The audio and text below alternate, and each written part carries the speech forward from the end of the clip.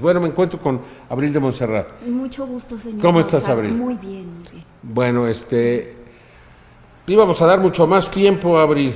Nos va a dar nada más 20 minutitos. Está muy bien. Porque nos ha preparado una investigación muy completa de seres mitológicos, por así decirlo, que se transforman de seres humanos en algo más. Y esto viene a colación con el descubrimiento de estos seres que aparentemente, especialmente los que son un poco más pequeños, están relacionados con los reptiles. Así es, señor Maussan. Si hablas un poquito más fuerte bien, tu micrófono. Presentamos a ustedes en algunas diapositivas el tema de los nahuales. La sesión anterior habíamos hablado sobre los licántropos y habíamos dicho que fueron extensamente conocidos en Mesoamérica y aún en la actualidad muchos antropólogos sociales en las comunidades indígenas mexicanas y centroamericanas han dado fe, testimonio de la existencia de estos seres. Pueden metamorfosear su aspecto físico y cambiarlo del de humano al de cualquier tipo de animal, generalmente depredador y muchas de las veces perjudiciales a la vida y a los seres humanos. Este fenómeno, bueno, muchas veces no es tan factible creerlo, ¿verdad? Porque muchas personas consideran imposible el hecho de que la mente humana pueda metamorfosear el aspecto físico en otra forma completamente diferente y además en poco tiempo. Sin embargo, ya hemos presentado a ustedes en relaciones anteriores los descubrimientos de Masaru Emoto.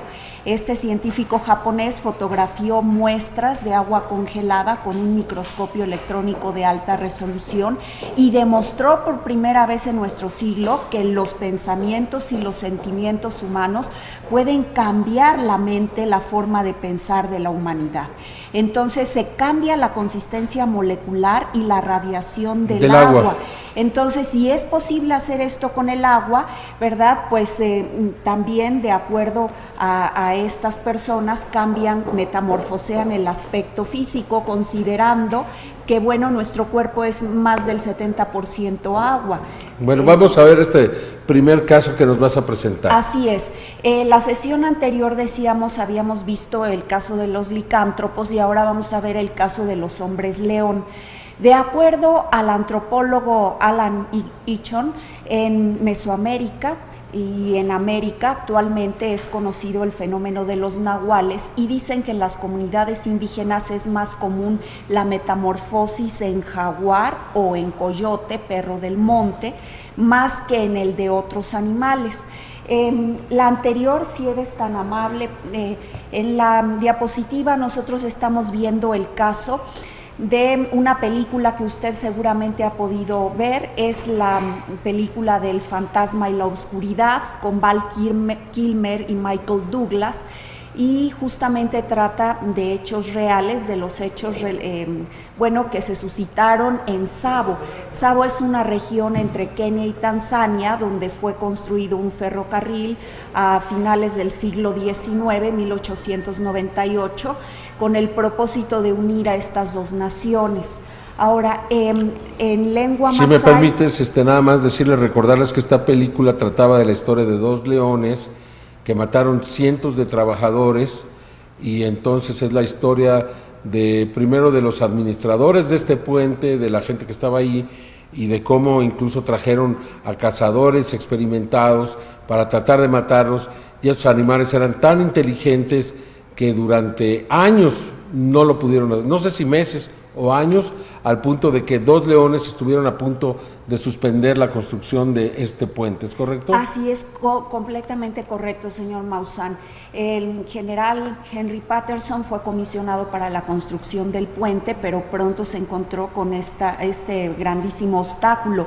Eran dos leones. Los nativos no distinguían a dos animales, sino a los espíritus de dos malos brujos encarnados o de dos seres, como aquí en México se conocen como nahuales. Entonces, bueno, eran espíritus metamorfoseados en leones y eran tan astutos que justamente evadían todas las trampas, por muy ingeniosos que fueran los artificios para cazarlos, asimismo cebos envenenados y algunos otros aditamentos. Se aparecían aparentemente de la nada, emergían de la neblina, por eso a eso se debe el nombre del fantasma y la oscuridad, y también se desaparecían en circunstancias misteriosas. Cazaban de día y también de noche. Es un hecho inusitado porque en Mesoamérica y en América se conoce que los nahuales adquieren la forma animal para convertirse en depredadores en la oscuridad, en horas nocturnas. Pero estos leones cazaban también de día y justamente devoraron de entre 135 a 140 víctimas humanas, obreros hindúes que trabajaban en la construcción del puente. Como usted bien dijo, se contrató al cazador más prestigiado de aquel tiempo, que fue Remington, y algunos cazadores también nativos, y sin embargo dicen que para cazar este tipo de seres, bueno, se necesitan personas y armas especiales. Se desaparecían las balas y las armas con calibre especial para matar elefantes eran de hecho insuficientes para herir a esos leones. Y bueno, finalmente Patterson logra cazarlos. Eran 2 leones. Siguiente, por favor. Aquí vemos las obras, ¿verdad?, del ferrocarril entre Kenia y Uganda. Siguiente. Como le decimos, son hechos reales. Aquí vemos la tienda de Patterson y vemos también una escena en donde uno de los comedores de hombres está atacando a un obrero, un colindú. Recordemos que son escenas del film, pero bueno, esta historia es insólita por la extraordinaria crueldad que tenían los leones para cazar hombres. Que yo en el Museo de Historia Natural de Chicago fui a ver a estos leones y lo curioso es que parecían como perros muy grandes, pero no parecían leones. Bueno, medían 9 pies y varias pulgadas de la punta de la cabeza a la cola. Y siguiente, por favor, aquí los podemos ver, están en Chicago, Así, Illinois. Esos son. Exactamente, y están arriba las fotografías originales de Patterson con los 2 comedores de hombres. Lo significativo de los hechos es que se adecúan exactamente a la historia y relación que se hace en el Popol Vuh, que es el libro de las leyendas o del consejo entre los mayas, cachiqueles. Se dice que los fundadores de esas tribus fueron justamente nahuales, es decir, hombres que se podían metamorfosear. Ahora, habla de que ellos sacrifican a víctimas humanas a sus dioses y a los espíritus que consideran superiores, pero que son extraordinariamente crueles. Incluso dice que separan la cabeza del resto del cuerpo, lamen la piel para succionar la sangre, ¿verdad? Y devoran solamente ciertas partes del cuerpo humano y parecen montar todo un escenario, una tragedia, ¿verdad? Entonces, todo lo que de lo que se hace relación en el Popol Vuh concuerda con estos hechos de leones, de comedores de hombres en África, y concuerda también con las leyendas nativas africanas y con la identificación que tienen los mismos africanos de esos seres. Siguiente, por favor. Vemos aquí, hubo varios casos, no fue el único el caso de Tsavo, sino también vimos que de la década de 1930 a 1940 en Tanzania, 3 generaciones de leones encabezados por 3 machos devoraron de entre 1,500 a 2,000 personas en una década. Entonces fueron finalmente cazados por el cazador profesional y el guardabosques George Roushby, y esos acontecimientos tuvieron lugar en Tanzania. La zona la puede usted ver remarcada con rojo, y no fue el único caso también en Tanzania, hubo otro, los del distrito de Rufiji, de Lindi, también en la frontera de Tanzania con Mozambique. Y bueno, estamos hablando de que de 1995 al año 2000 2005, aproximadamente 600 personas fueron devoradas por 2 leones específicos. Wow. Y las relaciones coinciden, la extraordinaria crueldad, el hecho de colocar la cabeza con los ojos aterrorizados de la víctima, habiendo tenido que soportar obviamente el ver cómo entre 2 leones se disputaban las partes de su cuerpo para ser devorados, ¿verdad? Hechos significativos, y también el hecho de que no ataquen a personas que llevan cierto tipo de amuletos. De hecho, los cazadores de estos felinos han sido personas pues muy disciplinadas, muy centradas, respetuosas de las tradiciones, que se protegen con amuletos generalmente de plata. En el caso de Sabo llevaba unas garras de león también. Y bueno, el hecho de que en Sabo hubieran devorado a un capataz hindú y que lo único que hubieran dejado sin comer fue la mano con 2 dedos, y una de ellas, uno de esos dedos, tenía un anillo de plata. Entonces son hechos curiosos, ¿verdad? Ahora, en Mozambique justamente se narra otro hecho muy, muy significativo. El que el guarda, el viejo Pereira, sí era conocido, muy respetado, un guarda que en el Parque Gorongosa luchó contra la deforestación, ¿verdad?, y a favor del cuidado de los animales. Se dice que hablaba con algunos leones y que estaban relacionados con la desaparición de seres humanos. Por ejemplo, en una ocasión fue a llenar su cantimplora en un río con varios de sus asistentes y fue cercado por una manada de leones. E inmediatamente el viejo Pereira empezó a palmear, pero es significativo porque muchos jefes de las tribus indígenas locales se saludan también palmeando. Entonces Pereira, habló con el macho chitengo y a palmadas, y lo miraba fijamente a los ojos, y acto continuo los leones desistieron de atacarlos. Entonces ese guardabosques era muy respetado. Curiosamente, ese león chitengo conocía los horarios de muchos guardas del parque y además tenía costumbres muy similares a las humanas. Incluso vivió en un bungalow, en una cabaña de madera abandonada, y fundó ahí una casa de leones. Aquí vemos también imágenes de otros comedores de leones. Vemos que las víctimas eran asesinadas con extraordinaria crueldad. Ahora, ¿qué aspecto tienen estos depredadores? ¿Son siempre licántropos, es decir, hombres lobo o devoradores de hombres como leones? No, al parecer también ha habido otros casos en la historia de la humanidad muy familiares, y bueno, cuya historia es muy similar a los hechos relacionados en el Popol Vuh de los mayas. Pero decíamos que, por ejemplo, en la India, el leopardo de Panar estuvo pues acusado de devorar a más o menos 400 seres humanos. Yo conocí esa historia. Así es, a finales del siglo XIX. La bestia de Panar le llamaban. Así es. También 2 tigres en la India que fueron conocidos por devorar a más de 300 seres humanos. También la historia, sí. La historia de la tigresa de Champahuata, que bueno, fue también acusada de devorar 300 seres humanos, y decimos acusados porque los indígenas de las localidades sabían que se trataban de seres humanos o de espíritus del mal reencarnados en ese tipo de felinos. Entonces, incluso la búsqueda de la tigresa involucró al ejército de Nepal y, viéndose perseguida por más de 60 cazadores humanos, tuvo que cruzar la frontera con la India, y se sabe que siguió realizando actos de depredación humana y finalmente desapareció.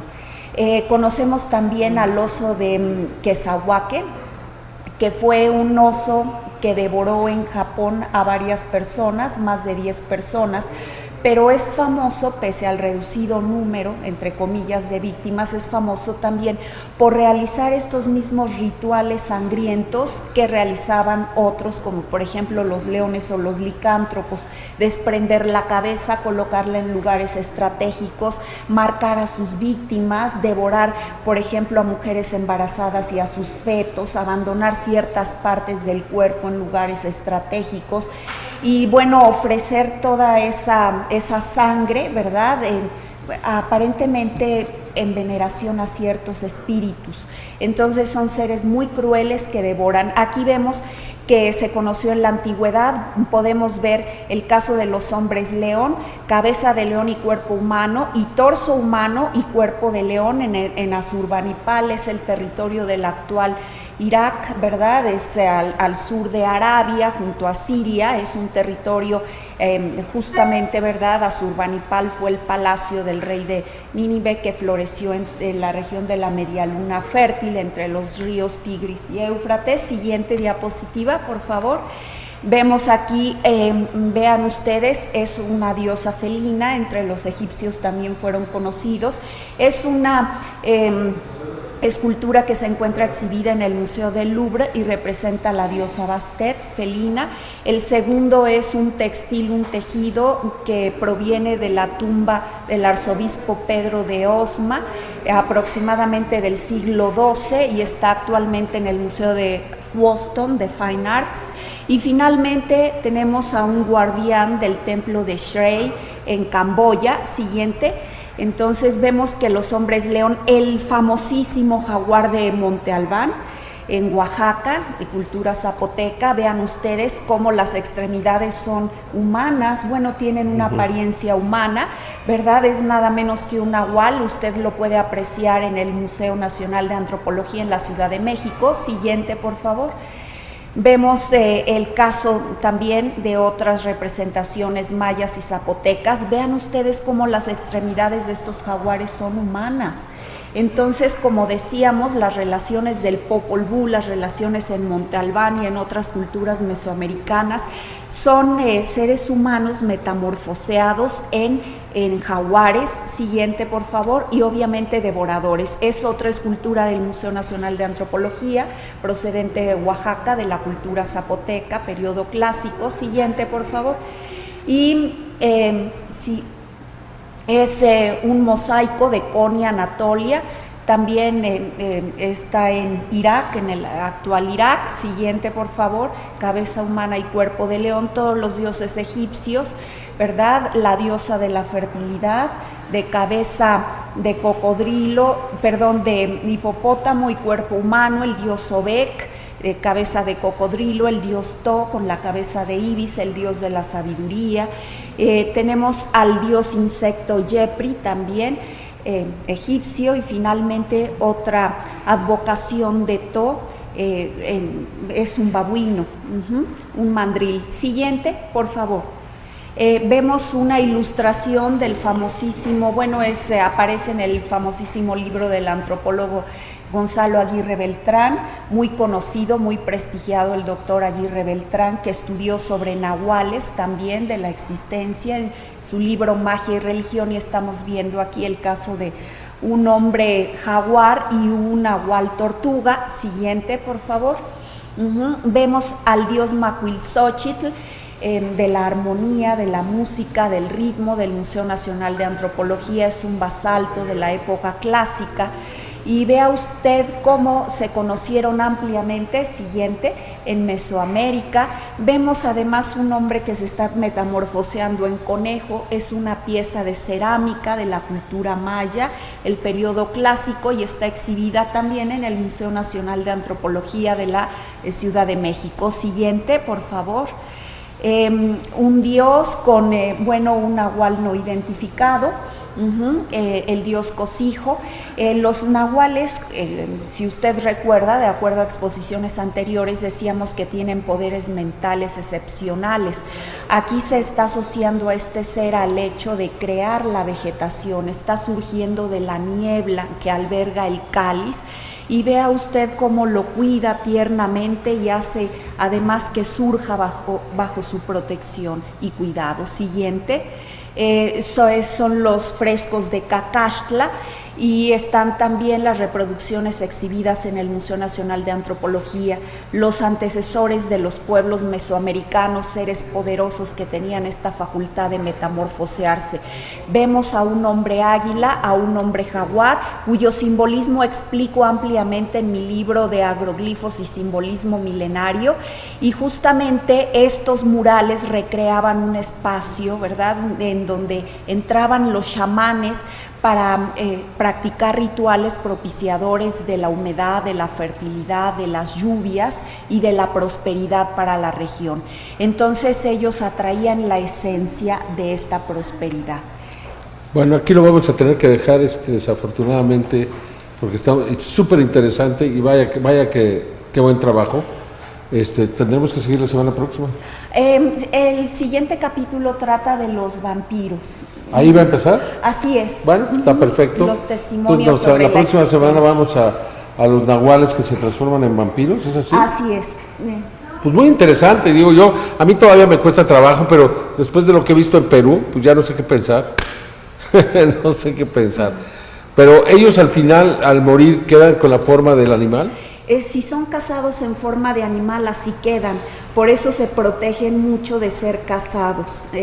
Y bueno, decíamos que pueden metamorfosearse, pueden disolverse en cortinas de niebla, sus huellas son invertidas, es muy difícil seguirlos, pueden amortecer a sus víctimas, o sea, infundirles un estado de somnolencia, ¿verdad? En el cual, bueno, se encuentran débiles para defenderse de estos ataques y los antiguos aztecas se protegían de ellos poniendo en una olla de barro una navaja de obsidiana con agua. Actualmente se protegen las comunidades indígenas colocando unas tijeras en forma de cruz bajo las camas de los infantes para evitar que se los roben, porque hay muertes de cuna inexplicables y se debe, de acuerdo a las creencias de los indígenas, a los ataques de estas. Generalmente dicen que son brujas metamorfoseadas que se chupan el alma.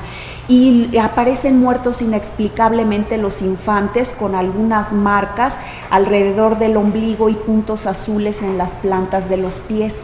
De hecho, los padres son inducidos en estados de sopor y de somnolencia profunda y posteriormente los infantes, bueno, son encontrados a metros incluso de la cuna sin que nadie pueda explicar cómo llegaron a esos lugares. Bueno, se hablará más extensamente la próxima semana.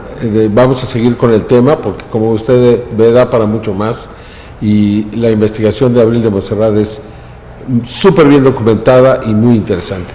Muchas gracias, Abril. Ay, de nada, señor. Nos acabamos, estamos a las 12.